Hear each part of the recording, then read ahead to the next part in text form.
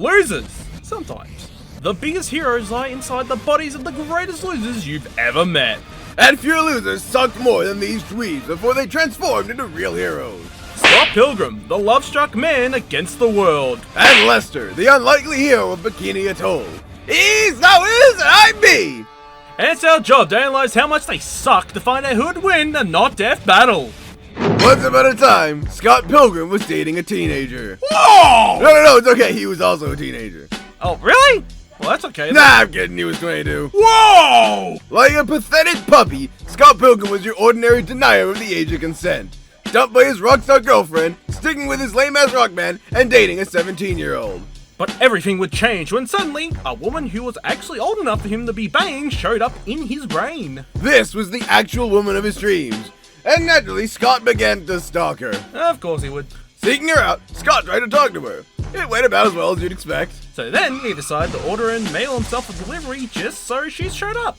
What the hell is wrong with this guy? Apparently this worked, however, and the woman known as Ramona Flowers revealed that she actually had a thing for stalkers and creeps, especially if they have a history of babysitting. But to get the chance to remove the flower from Ramona's name, Scott would have to beat the 7 evil exes. Matthew Patel, a strange demon summoning dance guy. Chris Evans, Tony Hawk's disgruntled third removed cousin. Todd Ingram, the bane of power scaling. Roxy Richer, the woman. Kyle and Ken Karayanagi, the threesome work in progress. And Gideon Graves, some guy who looks like that guy with the glasses. To beat these evil foes, especially that one, Scott would need to train day in and day out, never once letting himself get weak to harness the power of... Nah, mate, he kinda just decided he could fight after Patel started throwing hands. Huh. With his skills, Scott took out all 7 of the evil exes single-handedly, kind of, using his greatest power, getting the shit beat out of him. Oh yeah, you're not kidding. It seems all he ever does is get his ass handed to him. While Scott isn't a poor fighter by any means, this guy really can't help but get thrown around, pummeled through walls, and beaten down endlessly. He may get back up every time, but he still had to get floored to get up at all. It's not like he gets thrown around by everybody. His first opponent, Matthew Patel, was basically ratioed by Scott pretty easily, and rip bozo. Matthew was strong enough to punch his way through walls and vaporize people with fireballs. Though Scott never actually took one of these to the face. His second opponent, Captain America, was able to throw Scott across a movie set and beat him down with a ton of stunt doubles. Scott made him kill himself skateboarding at too high a speed as well. Flame on! The next evil ex was the all-powerful Todd Ingram, a vegan so powerful he could punch a hole into the moon. Scott was no match for this guy, even while wielding his bass guitar. Scott plays a Rickenbacker 4003 4-string electric bass guitar, an updated form of the 4001. Itself the deluxe version of the Rickenbacker's first production bass model, 4000. This bass guitar's body is made entirely of wood and can weigh up to, get this, 4 kilograms. Using this bass, Scott was able to fight against Todd Ingram's own bass skills, their battle literally shaking the building. Unfortunately, Scott was completely overwhelmed and lost the fight, being thrown through several walls by Todd like it was nothing. Measuring the size of this hole, Scott would have had to survive up to 7 megajoules, and he got sent through several walls. He wasn't really in any condition to fight after that, but he was alive at least, and that counties. Faced with this overwhelming threat, Scott had to resort to underhanded tactics to get the vegan police to depower Todd. Then he murdered him. Soon after, he'd faced Roxy, someone so fast she appeared as a blur. He punched her. But luckily for him, he wouldn't have to face Roxy alone, and instead Ramona would handle a lot of the work. But not enough to stop Roxy from pounding Scott into the ceiling. But, he kinda just poked her weak point and she died. While Roxy's speed is hard to measure, Scott himself has even vanished in the middle of a conversation. Yeah, that's that. His next opponent would be a pair of twins on keyboard who fucked his shit up with a pair of snow dragons. Made by their keyboards. That were so powerful they blew open the roof of the stadium. Yeah, I got a time-traveling toilet, nothing special. Assuming the sync composition as a generous lowball, to blow the roof off the stadium, they would have had to produce over 331 megajoules of energy. Enough to destroy, well, a building. Against this, Scott had no choice but to team up with his band to summon a giant goddamn Yeti monster to flatten them.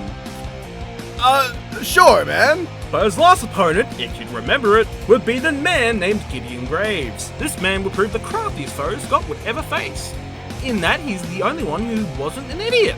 He manipulated Ramona with a microchip in her, and Scott would need to level up in order to take him down, so she didn't have to. Luckily, Scott earned the power of love. a flaming glowing sword that can one-shot people. Ready to take down Gideon, he failed and immediately died. However, Scott had previously acquired an extra life and was able to redo the fight, coming back to life and this time summoning another sword. The power of self-respect that was strong enough to match Gideon in an epic sword duel. Until that broke too. But that didn't matter, because teaming up with the underage girl that he was with, he defeated Gideon and kicked him in the face so hard that he exploded into coins. Because that's the thing that happens in this world. Unless you're Scott himself. Maybe it was the one-up. Finally free from the 7 evil exes, Scott returned to Ramona's side, and the two lived happily ever after. Oh shit, evil Scott! But that's fine, they talked it out. And that was the story of Scott Pilgrim. A man who went out with a child and then got the happy ending with a woman of an actually fitting age. In his journey, Scott proved himself a strong fighter, whether against multiple enemies at once. The sword-fighting guy with the glasses. Or, well, not Todd. Scott would take down almost anyone in his way. With the power of love and the power of self-respect, Scott is more than enough to take down anyone who get between him and Ramona Flowers. So, you did research the comics too, right? There are comics?! You weren't wronged, right? Game over. Let me tell you a story. The story of a man by the name of Lester. As unlikely as it is, Lester was just a normal person like you or me. He had awful posture, a tendency to hump the air from no discernible reason, okay, maybe you don't do that, and was a total comic book nerd who probably lived, breathed, and died on Cape Shit brain rot. This absolute legend was one day walking down a pier when he decided to read his comic while sitting next to an inconspicuous crate, which he then fell asleep against and was hauled off onto a boat. And then fucking pirates attacked and everyone died. But Lester got out and made it onto shore, where he would experience one of the most legendary stories in video game history.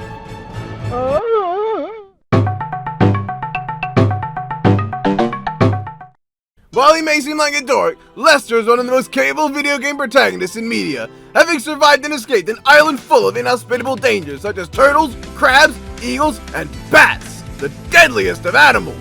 Lester wields a rock, a large stone of unknown composition capable of dispersing groups of bats in a single throw, and even breaking a golden padlock to allow him access to hidden gems. However, despite the intense power of this rock, Lester cannot wield it and a gem at the same time, as he only has a single pocket spread between, 2 pockets? Thankfully, he comes well defended. Not only can he restore his health if injured through the usage of, I'm guessing, grenades that he drinks from, he also wears a cloth hoodie. The hoodie is a taper jacket originating in the 1930s by the Knickerbocker Knitting Company, nowadays known as the sportswear brand Champion. This hooded sweatshirt was first commissioned by the University of Michigan in 1934, and later on went to be sold to laborers and tree surgeons.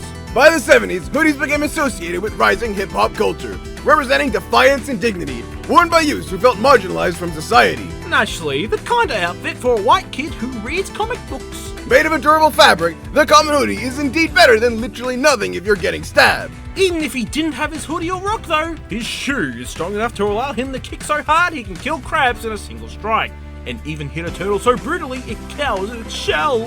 Lester is strong enough to pull himself up a ledge, push rocks that may weigh over a ton, and even jump large distances with a minimal running start.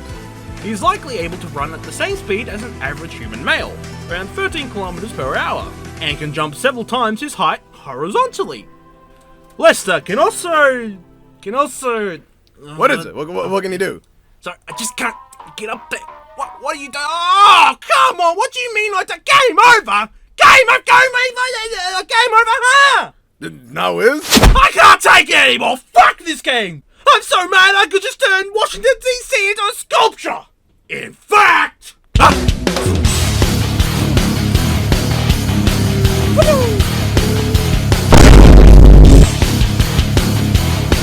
Anyways, as I was saying, fuck this game!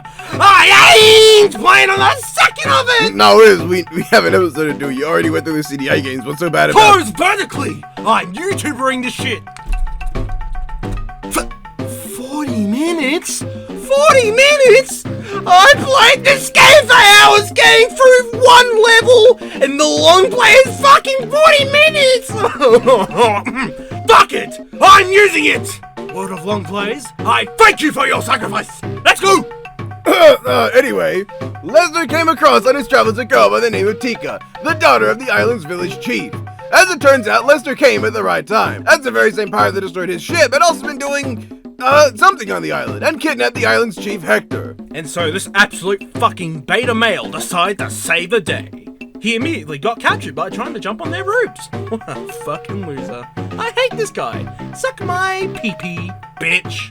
Lesnar then escaped, beat the pirates, and saved the day. What? Lesnar's wider arsenal includes a boomerang he admits to be very skilled at, and a scimitar taken from a slain pirate. With these at his disposal, Lesnar was able to defeat a giant ape, brave the caverns of the island, defeat the pirates, and eventually save the day.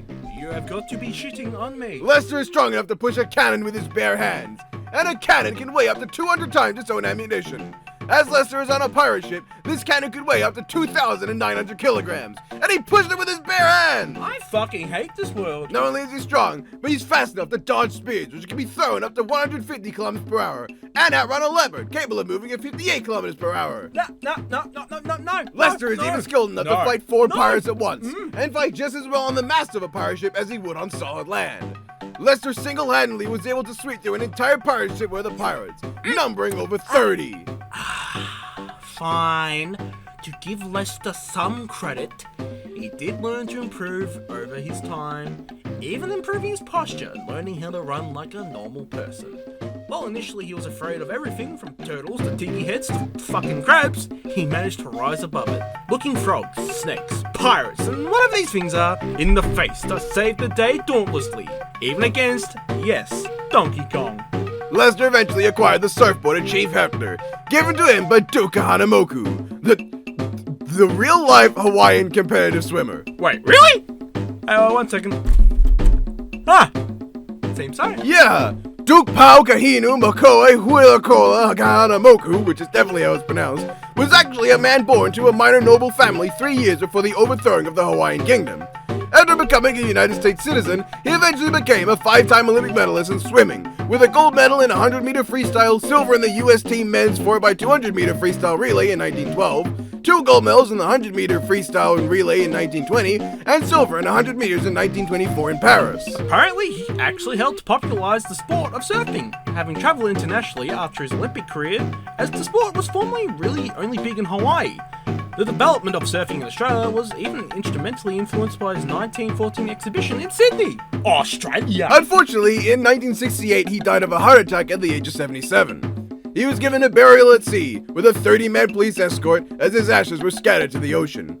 Monuments and statues were built in his honor. Truly a legendary figure in surfing and considered the father of the sport's wider appeal. And naturally, Lester the Unlikely is the topic that lets us talk about him. Fuck me, drunk. Well, at least they didn't badmouth him. Lester was able to surf from this island to the mainland of North America in a relatively short span of time.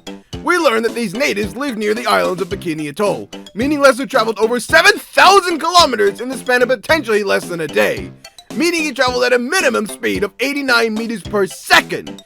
If we were even to say it took him a whole day, which it probably didn't. And of course, his boomerang was even strong enough to break this giant rock in up to 8 hits. Compared to Lester's height, this would have taken over 10 megajoules per hit to accomplish. Wait. So Lester the Unlikely unironically has a feat on the same level as John Wick? Grrr, I fucking hate versus debating, this is the worst! Also, As John all Wick was said and done, Unlikely? the day was saved. The pirates were stopped from doing whatever they were doing, probably pirating pornographic materials, and Lester had evolved from Lester the Unlikely into a real hero, catching kisses and big titty babes and turning into, well, a hero. I guess in the end, he really was in fact Lester the Heroic. Fuck this guy, I hope he fucking dies! Oh.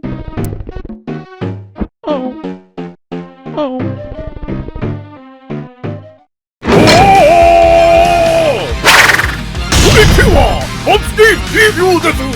What? Yummy!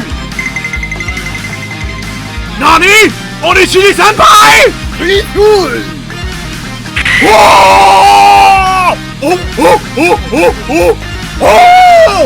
Yonkali charge!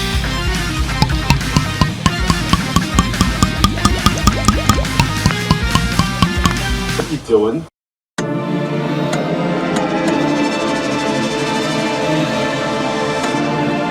오! 너구나루! 어이, 너니 세미군 전거주진! 토이 호조 소아 이토아 요자가다 영영 예결 굿!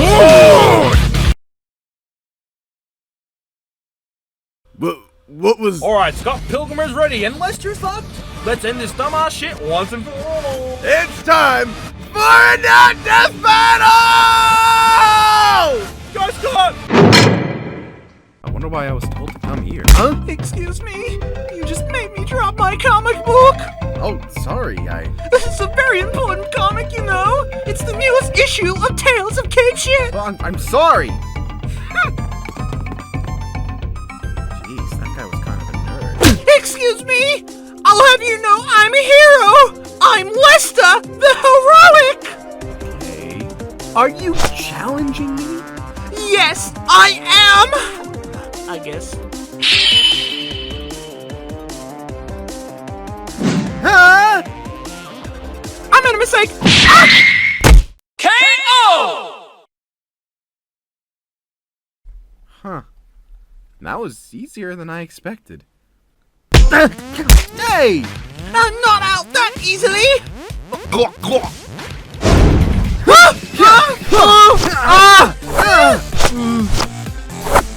Ow! Hey! Stop throwing rocks at me! Ow!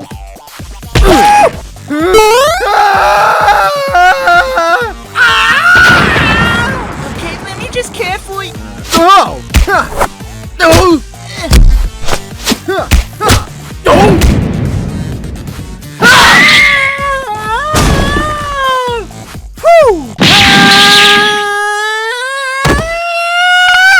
Are you down now?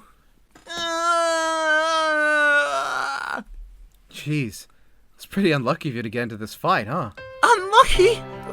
Why would you say that? All my life, people have made fun of me. But I'm a hero! I saved people! But I'm still just a loser. I can't do anything right! Oh, I'm sorry. Look, you're not that much of a loser. I'm not? No, you threw rocks well. You know what? You're right. I can't be a hero if I just give up. I'm not Lester the unlikely. I'm Lester the heroic! Ah! I fight with the power of love for my girlfriend Tika! Love, huh?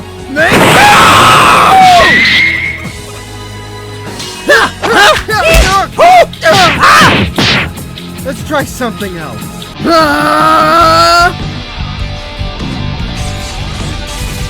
Oh! This is probably bad.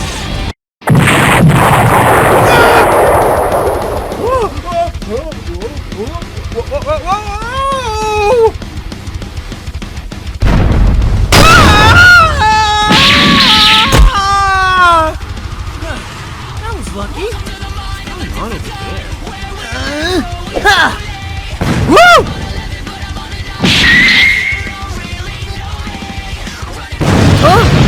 That happened! Here I go!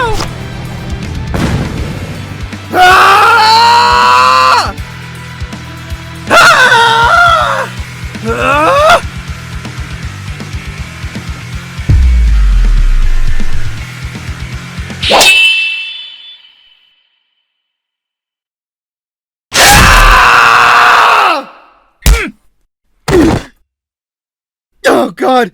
Oh!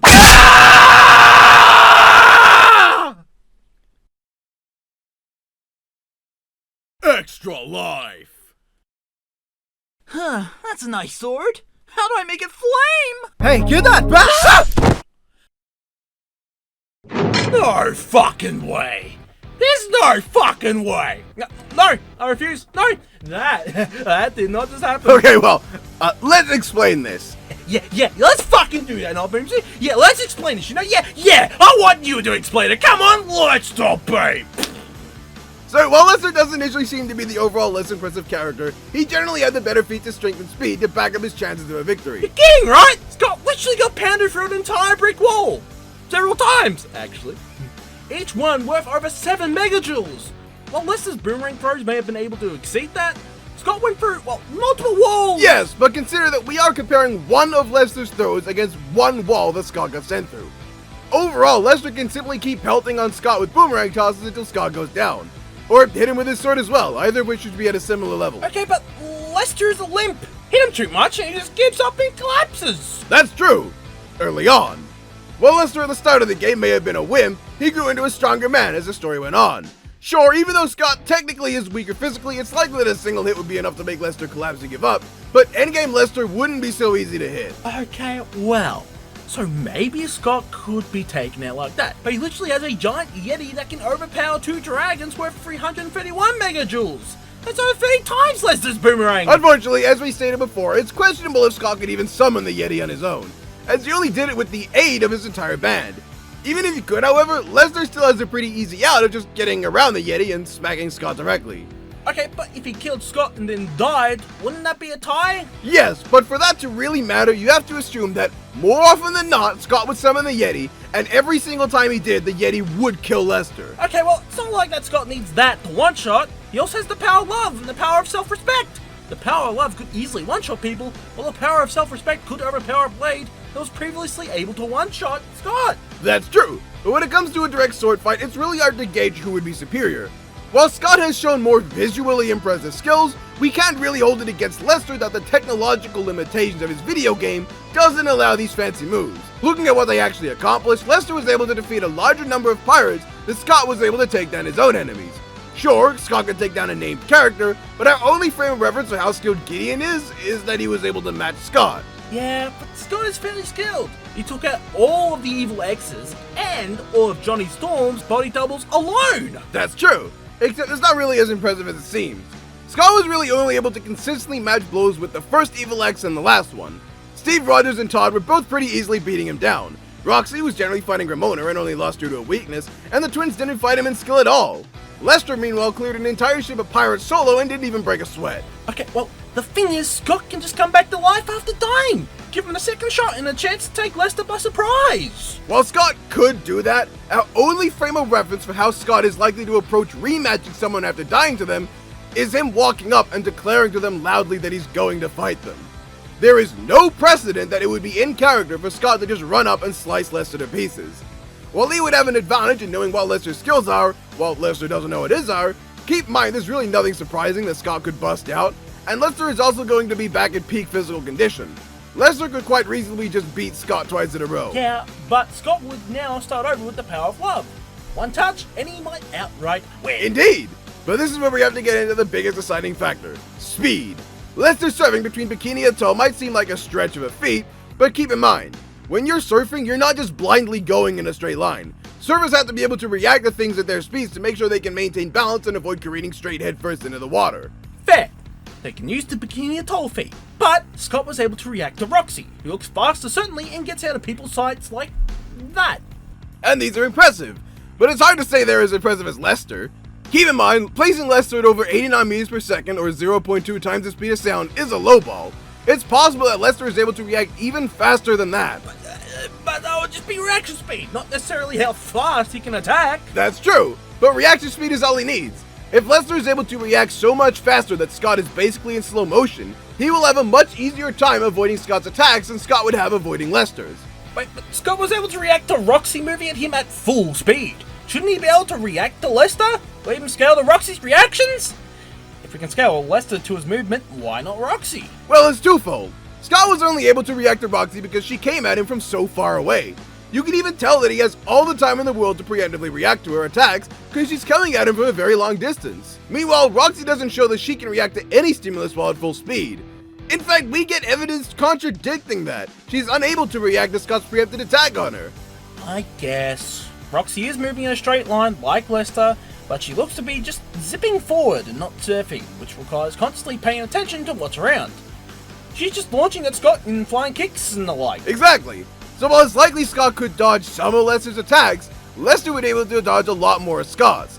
And the final advantage Lester has as a result is that he actually has long-range options. Well, Scott has his guitar though! Yes, a guitar that he has to pull out and start strumming, which Lester could just hit with his boomerang to destroy.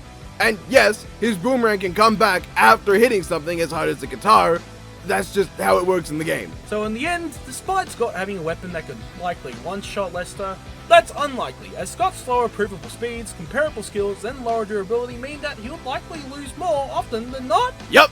Even with his resurrection, which we can't even necessarily give him if we're being honest, but we're being generous here, Lester is also the only one who has his own healing ability in the middle of the fight with the usage of his grenade drink thing.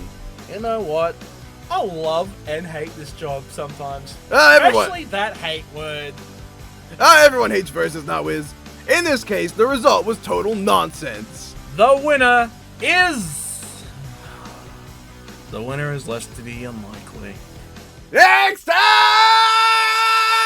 Not this battle! Oh, that's likely.